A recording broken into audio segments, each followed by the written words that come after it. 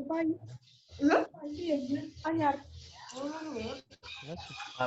kita awali. Alhamdulillah di pagi hari ini Assalamualaikum normal kembali ya. Kalian tinggal menampakkan wajah kalian di pagi hari ini yang berseri-seri ya. Alhamdulillah pagi hari ini kita bisa jumpa lagi dalam pembelajaran PAI. Assalamualaikum. Ya, wassalamualaikum. Ya sudah. Ya Mbak Kalia sudah ya tampil. Ya, sudah semua. Ini tinggal satu ini. Rena. Oh ya Rena sudah. Oh, Can Malamun Mbak Rena. Sudah kita sudah siap. Ini alhamdulillah kita mulai ya. Mari kita awali. Assalamualaikum warahmatullahi wabarakatuh. Waalaikumsalam warahmatullahi wabarakatuh. Alhamdulillah. Mudah-mudahan kita selalu diberi rahmat oleh Allah Subhanahu wa taala, diberi keselamatan, kesehatan ya di situasi sekarang ini. Ya mari kita belajar bersama-sama dengan materi kemarin. Ya. Materi kemarin yaitu kita membahas hari akhir, kita lanjutkan ya. Kalian buka bukunya atau bisa Ya.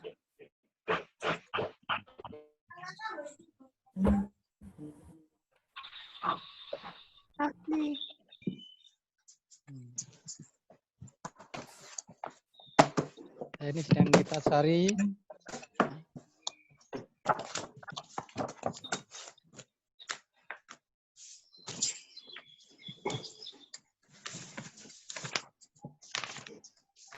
Halaman 9, 10, halaman 10 ya.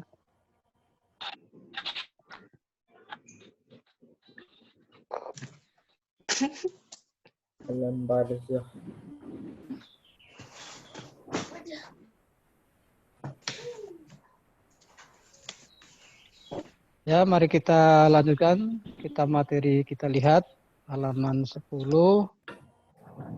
Begitu ya. Terus perhatian 11. Halaman 11, Mas. Ya ini ya. Itu ada pembagian tentang yaitu setelah peristiwa hari kiamat semua manusia akan mati dan mengalami proses kehidupan di alam akhirat dibagi beberapa macam tahapan, yaitu ada yaumul barzah, ada yaumul ba'as, terus ada yaumul mahsyar. Ini pembagian nanti kehidupan. Terus yaumul hisab. Ya, ada yaumul hisab dan nanti ada setelah dihisab nanti kita akan ditentukan tempat singgahnya yaitu di surga dan di neraka. Nah sebelumnya kita informasikan kepada anak-anak sekalian yaitu kita mengulang yaitu tentang tanda-tandanya kiamat, yaitu terutama yang pertama adalah tanda-tanda kiamat suhro. Ya. Di antaranya yang tanda-tandanya kiamat suhro adalah kiamat kecil, ya. Kiamat kecil. Yang pertama tanda-tanda kiamat suhro antara lain itu banyak sekali, tapi di sini kita hanya sekilas ya, hanya beberapa saja yang kita sampaikan untuk pengetahuan. Tanda-tanda kiamat suhro setelah adanya suatu zaman, yaitu pada saat itu Islam hanya tinggal namanya saja. Sedangkan kitab suci Al-Quran hanya sebagai pajangan. Ya, masjid-masjid kosong. Tidak untuk beribadah. Ini nangudzubillah ya. Nanti ini ada suatu zaman yang seperti ini, tanda-tanda kiamat sughra. Jadi nanti ya, Islam itu terkikis,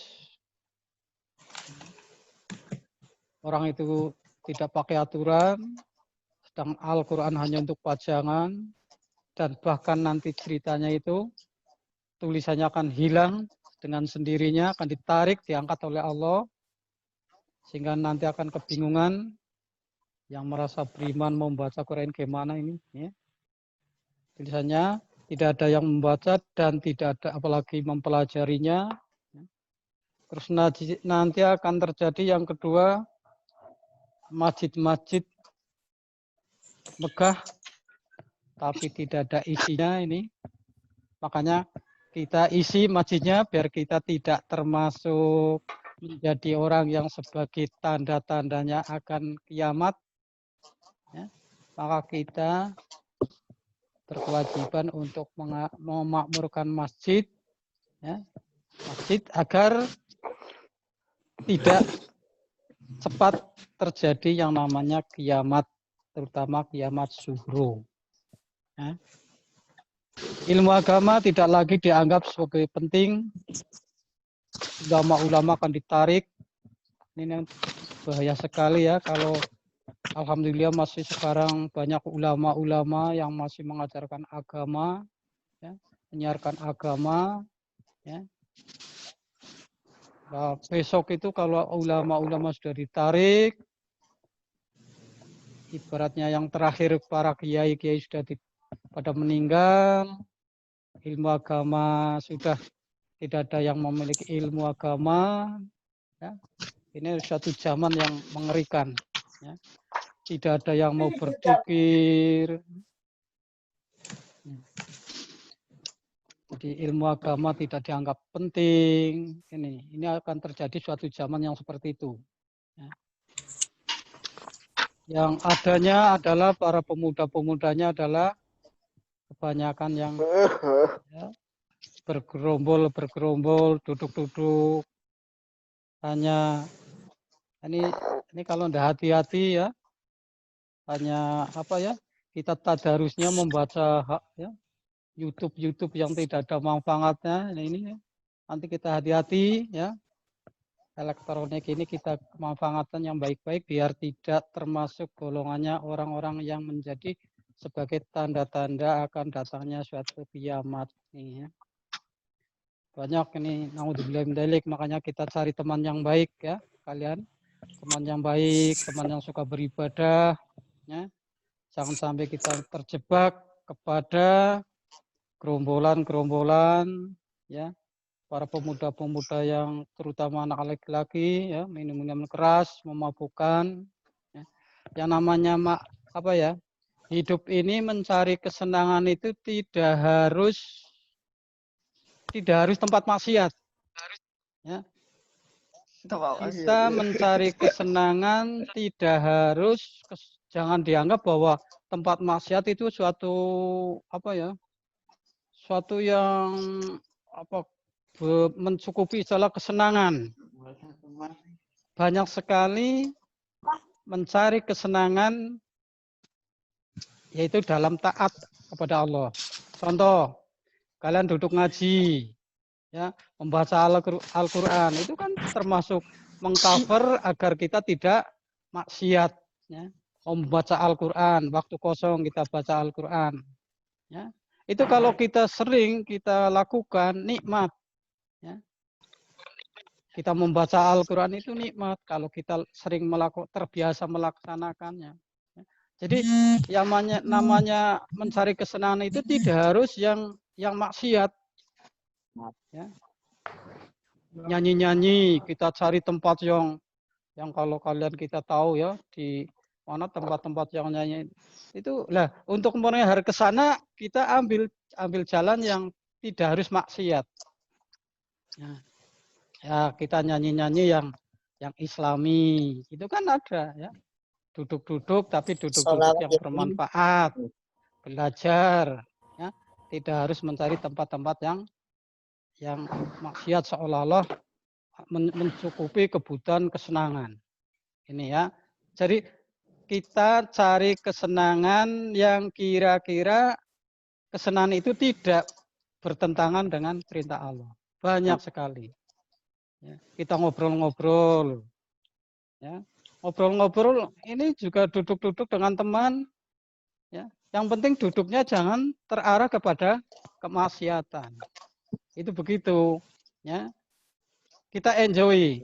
Orang beragama kita enjoy saja. Ya, yang penting jangan bagaimana cara agar kita mencari kesenangan yang tidak pada tempat kemaksiatan. Itu insya Allah banyak sekali. Ya, banyak sekali. Kita duduk, ada pengajian kita datang, itu kan gerombol-gerombol. Kita punya HP, kita buka YouTube, yang kira-kiranya jangan, yang ada manfaatnya, buka pengajian, ada ceramah-ceramah, ada tata cara bermacam-macam. Sekarang sudah tidak bingung lagi. Ya. Jadi kita jangan sampai kita beranggapan bahwa kesenangan ada hanya di tempat-tempat maksiat. Itu jangan. Nah, carilah kesenangan yang ada pada tempat-tempat yang kira-kira untuk mendekat kepada Allah. Itu, ya. Bersolawat. Kita lihat kan orang yang bersolawat itu yang karena itu ya kamu lihat di alun-alun bersolawat itu termasuk mencari kesenangan. Tapi kesenangan untuk dalam rangka untuk mendekatkan diri kepada Allah. Ya, itu. Tidak harus kita mencari kesenangan yang ya lihat-lihat yang dilarang oleh Allah. Itulah kesenangan. Sehingga kita tidak tergolong orang-orang yang menjadi tanda-tanda dekatnya hari kiamat. Tuh. Minum-minuman keras ini kan termasuk. Lah ini hati-hati. Banyak minum-minuman yang menyegarkan. Tidak harus minum-minuman keras. Air kelapa muda justru menyehatkan, sehat, contoh seperti itu. Jadi dialihkan, jangan berpikir yang menyenangkan adalah minum-minuman homer, ciu dan lain sebagainya. Ada minuman yang menyenangkan dan juga menyehatkan. Contoh minum-minuman dari air kelapa muda, dari air susu, air dan sebagainya. Ya, banyak minum-minuman yang diperintahkan oleh Allah. Tuh. Terus yang ini sebagai tanda-tanda kiamat sugro, jumlah wanita lebih banyak daripada jumlah laki-laki. Ya. Itu gimana nih? Gimana ya? Ceweknya banyak sekali, cowoknya. Nah ini termasuk nanti ada suatu zaman kalau dikalkulasi banyak perempuannya, yang laki-laki hanya sedikit dibanding. Kalau sekarang ceritanya itu sudah 1:5. Ada yang mengatakan 1:4 ini. Mana ini? Nah. Yang berikutnya tanda-tanda kiamat sughro, fitnah banyak menyebar di masyarakat. Artinya kita berlatih, jangan suka namanya gosip ya. Gosip, membicarakan kejelekan orang lain, ya kita dihindari, ya dihindari. Itu termasuk ya kemaksiatan, ya kemaksiatan.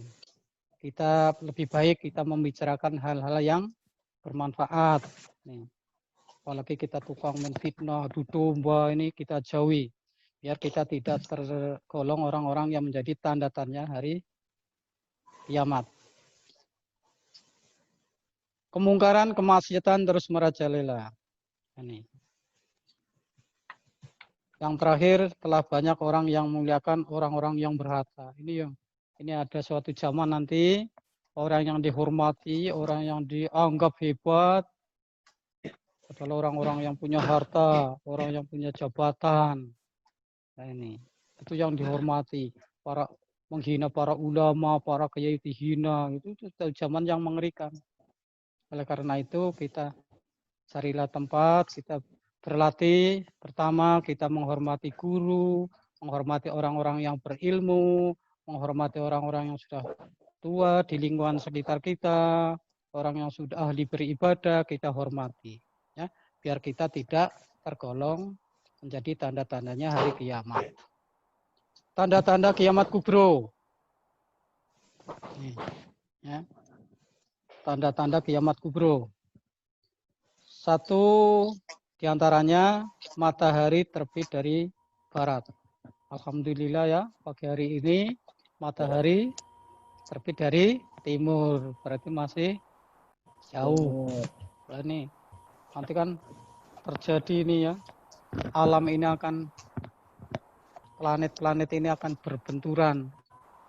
Setelah nanti ditiup sangkakala oleh malaikat Israfil, ditiup suaranya kayak apa ceritanya ya, suara trompetnya itu pekak sekali, ibaratnya kalau makhluk mendengar suara trompet itu langsung mati. Hanya nanti termasuk bumi itu makhluk ya, bumi, matahari itu makhluk. Kalau trompet itu disuarakan oleh malaikat Israfil, itu akan langsung mati. Nah, matinya bumi ini, matinya matahari, bulan semuanya akan mati. Nah, ini akan meledak, berbenturan.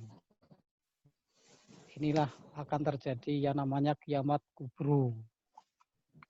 Jadi makhluk ini akan semua mati. Ya. Bumi, matahari, planet Jupiter, semuanya bintang-bintang itu akan mati. Nanti akan meledak karena sudah mati. Tidak punya kekuatan, akan hancur karena sudah mati. Nah ini ya, kalau ini semua sudah mati, hancur, itu mengerikan. Ini peristiwa yang paling mengerikan, yaitu namanya kiamat kubro.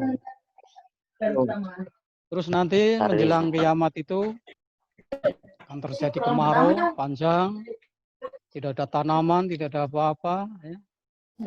Orang itu bingung, kelaparan, tapi tidak mati-mati. Matinya nunggu nanti kiamat itu. Ngeri ya. Mau makan apa? Sampai diceritakan nanti akan makan tanah, makan apa dan sebagainya. Akan berebut-rebut. Ya. Mengerikan. Dan akan nanti muncul binatang yang aneh yang dapat berbicara. Itu kalau sudah mendekati hari kiamat kubro. Terus keluarnya Imam Mahdi. Nah, nanti setelah itu keluarnya Imam Mahdi. Imam Mahdi ini ada menganjurkan untuk kembali pada Islam. Kembali pada Islam. Nah, kembali pada Islam. Nah, tapi apa? Imam Mahdi mengajak umat manusia kembali kepada Islam. Ternyata ada saingannya. Ada saingannya. Biar rame sih. Allah itu menciptakan Dajjal. Biar dunia ini rame. Tahu rame? Ada persaingan. Ya. Ada persaingan. Satu mengajak kepada ketaatan kepada Allah. Yang satu mengajak kepada kemaksiatan. Kan rame. Dunia ini rame. Ya kan? Biasa kan begitu. Ya kan? Sekarang aja kan ada. Ini mengadakan pengajian. Di sana mengadakan apa? Konser dan lain sebagainya. Kan rame jadinya. Undangan. Dunia ramai. Termasuk ini, ya. Allah menurunkan Imam Mahdi mengajak ya, kesana kemari mengajak kepada supaya beriman kembali kepada Islam. Wah, Dajjal mengajak perlawanan agar ingkar pada Allah. Ya apa di situ kalau di situ? Kalau di situ nanti orang yang ikut Dajjal berarti orang itu adalah ahli neraka. Karena Dajjal itu dianggap Tuhan. Nanti Dajjal itu dianggap Tuhan. Karena apa? Dia hebat. Diberi kehebatan oleh Allah. Ya. Diberi kehebatan oleh Allah nanti Dajjal. Ya. Bisa kuat. Punya pasukan. Ya. Dajjal itu punya pasukan. Siapa yang tidak menurut Dajjal, dibunuh. Punya kekuatan ini. Rame nih. Nanti rame. Nah, setelah Dajjal mengajak kepada kemungkaran agar tidak yakin kepada Allah, sehingga Dajjal itu dianggap Tuhan, dianggap Allah, itu rame. Nanti rame, dunia ini rame sekali. Inilah cara Allah akan membuat skenario agar ini keseimbangan antara yang iman dan antara yang tidak beriman. Nah, mudah-mudahan kita tidak termasuk orang-orang yang tidak kena terpengaruhnya Dajjal. Ini. Nah, setelah itu maka turun ada lagi. Ya. Setelah Dajjal turun, bangkitlah yang namanya Yajuj Majuj. Manusia yang kekuatannya seperti gajah. Yajuj Majuj. Itu diterangkan dalam Al-Quran. Yajuj Majuj. Manusia yang jahat, yang serakah. Dan nanti akan muncul Yajuj Majuj. Nah, setelah dunia ini morak-marik, ya, morak-marik, maka turunlah Nabi Isa di dunia. Untuk apa? Kembali kepada ajaran Nabi Muhammad SAW. Ini Nabi Isa turun, akhirnya orang-orang hidup kembali, manut Nabi Isa. Lah Nabi Isa apa? Dakwah, ayo kembali ke Islam. Ternyata Dajjal masih cari Dajjal. Maka yang membunuh Dajjal adalah Nabi Isa. Setelah Nabi Isa bisa mengejar Dajjal, akhirnya Dajjal diajar oleh Nabi Isa, dibunuh. Setelah Dajjal itu baru mati. Nah, setelah itu Islam jaya. Nanti Islam jaya lagi. Islam jaya. Setelah Islam jaya, terus Nabi Isa meninggal dunia. Setelah Nabi Isa meninggal dunia, ya, baru Islam mulai terkikis, lalu kembali zaman itu kembali morak-marik lagi zaman. Nah, disitulah baru detik-detik ini. Akhirnya peredaran bumi sudah tidak teratur, banyak manusia yang menghalalkan, yang haram itu dihalalkan, haram yang halal dan sebagainya sudah rusak. Baru Allah memerintahkan ya kepada malaikat Israfil untuk membunyikan trompetnya. Berarti tanda-tanda kiamat kubur. Ini mengerikan ini. Semua akan diledakkan. Ya, planet-planet diledakkan. Ini. Nah, setelah itu manusia mati. Ya, setelah manusia semua mati, termasuk yang terakhir. Nah, yang terakhir malaikat Israel. Malaikat Israel itu terakhir matinya itu. Malaikat Israel bilang, ya Allah, gimana ini? Tinggal saya masih hidup. Nah, maka Allah memerintahkan cabut nyawa kamu, cabut. Menjerit dia, menjerit. Nah, sebulannya sakit. Nah. Lah setelah mati, maka orang itu ada tahapan. Ya. Setelah peristiwa kiamat yang dahsyat, semua manusia mati dan mengalami proses kehidupan yang namanya masuk ke alam akhirat. Ini alam akhirat. Nah, pertama yang kita alami, ya, kalau yang sudah mati dulu itu sudah di alam kubur. Setelah mati semua berarti orang kan masuk dalam alam barzah atau alam kubur. Ya. Alam barzah atau yang dikenal dengan alam kubur. Yang merupakan pintu gerbang akhirat. Ya. Yaitu batasan antara alam dunia dan alam akhirat. Di alam kubur manusia akan bertemu, ditanyai, diperiksa. Nah ini kalau yang sudah mati dulu berarti sudah pengalaman ketemu dengan malaikat mungkar nakir. Mungkar nakir. Nah itu ditanya nanti. Pertanyaannya apa? Nah, kita sudah dibocorkan, ya, sudah diberi bocoran. Pertanyaan malaikat mungkar nakir, siapa Tuhanmu? Kita menjawab bagaimana? Allah. Qul huwallahu ahad. Sudah mendapat bocoran kan? Gampang kan? Nggak usah takut ya. Kita nggak usah takut nanti ketemu malaikat mungkar nakir gimana. Kalau insya Allah kalau kita beribadah ya sering berzikir la ilaha illallah, la ilaha illallah, la ilaha.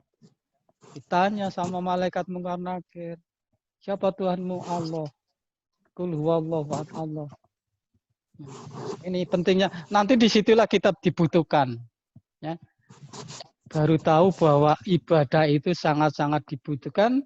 Awal kita ketemu dengan malaikat mungkar, nakir. Baru tahu, aduh, jebulan iya ya. Aduh, untung kita sholat setiap hari membaca asyhadu alla ilaha illallah. Wasyhadu anna Muhammadar Rasulullah. Nah, kalau kita sering baca, maka nanti insya Allah ya, ketemu malaikat mungkar nakir tanya. Ada orang yang nanti ketemu dan malaikat mungkar nakir. Ini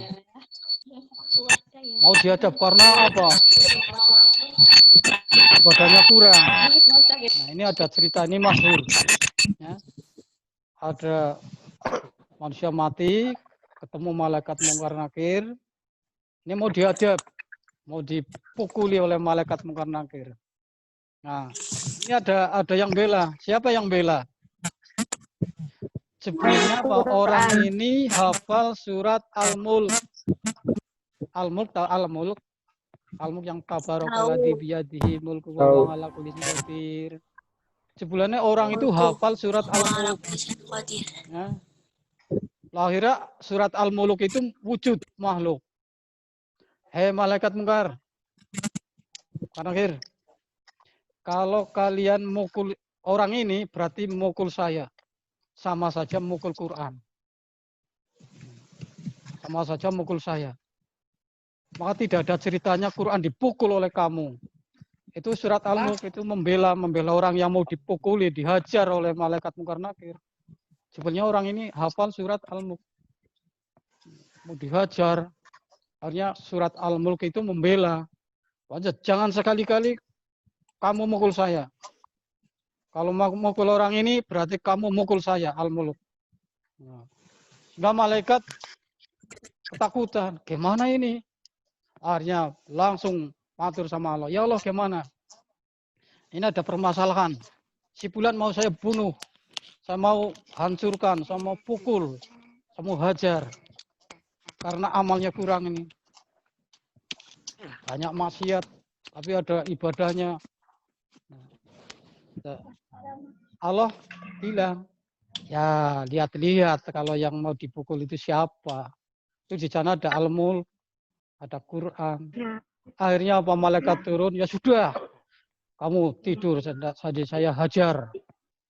Itu karena hanya hafal surat Al-Mulk. Apalagi orang yang hafal Quran. Jadi orang yang hafal Quran itu besok tidak akan dihajar oleh malaikat mungkar nakir. Itu ya. Itu dalam kubur mau ketemu malaikat mungkar nakir. Makanya kita pokoknya Quran itu besok akan menjadi pembela. Nah, manakala satu, walaupun tidak hafal, kalau kita sering membaca Al-Quran, itu bisa akan jadi pembela kita untuk menghadapi malaikat mungkar nakir. 1 menit terakhir, Bung.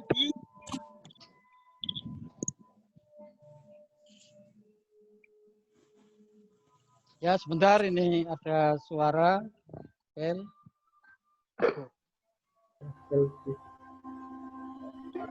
Selesai, Bi.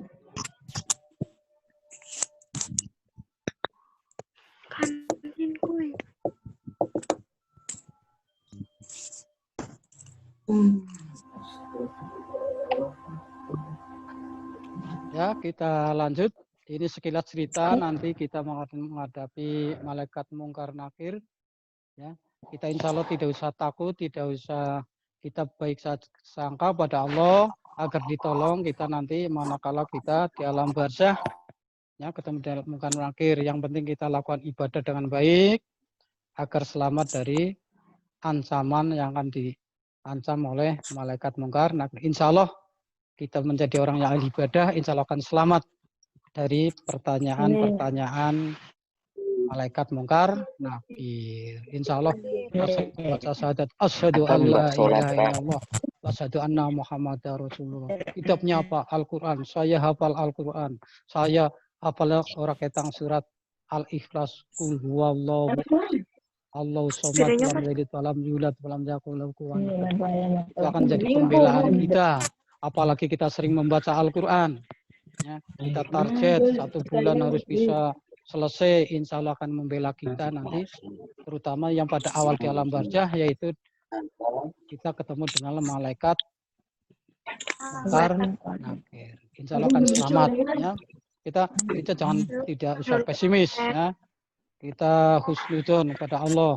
Yang penting kita beribadah, insya Allah dengan enjoy, dengan rasa syukur pada Allah, ya nanti akan ditolong. Manakala kita akan pertama kali memasuki alam barzah, itu menghadapi malaikat mungkar nakir. Alhamdulillah kita sudah dapat bocoran pertanyaan ya.